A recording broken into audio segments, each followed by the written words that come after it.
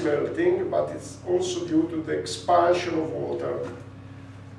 Now, there is a long treatment here of sea level. I want to make a long story short. What is important to know from our perspective is the order of magnitude. We are talking about 10-15 centimeters of increase from the pre-industrial era to today. And it's important to make it clear because, like for rainfall, there are exaggerations.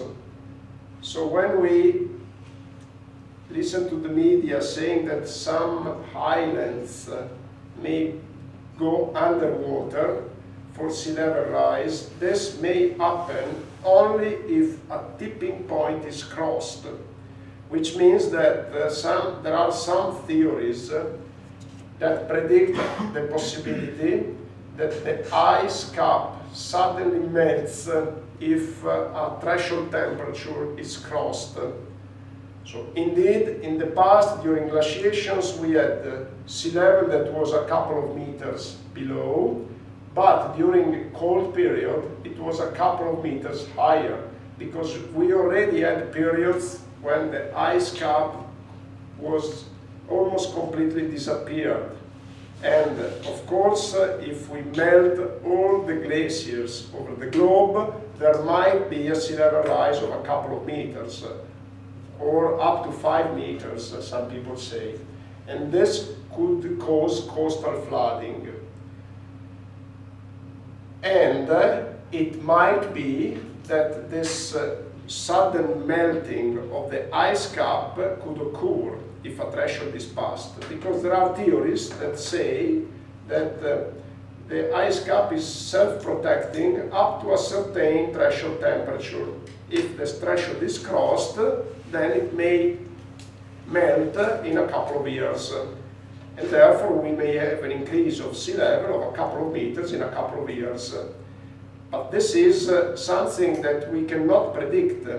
And recent investigations are being carried out precisely to understand whether this occurred in the past. There is no certainty that this sudden melting occurred in the past instead of a gradual melting. There are no proofs.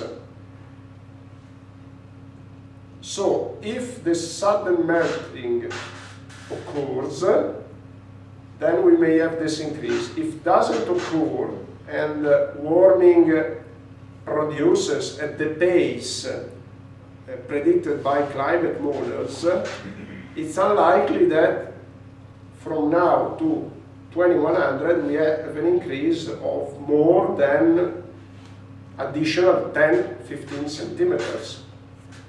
So this is important to know, because if we have an increase of 15 centimeters up to today, we cannot say this is an increase that is comparable to the change in altitude of the land for soil compaction. So if we look at the increase in sea level in the Adriatic Sea, and it's comparable to the lowering of the land due to soil compaction. So it's not an increase that is concerning also for water resources availability. It's not much concerning. What is concerning is indeed the possibility that there might be a sudden change in sea level. And this is why there is a reason of concern. Not because up to today we got signals in that sense, but because it might be that there is a sudden change. And this is an interesting picture. I don't want to expand it because I think we lose the time scale. Let me see. It's still visible. Okay, these are thousands of years ago, and this is sea level. And you see that since about 24,000 years ago, we had a constant increase of sea level because from the last glacial maximum, we had a constant increase. And this is indeed a big change, and which shows that indeed after a big change, we are now in a period where the sea level is quite stable.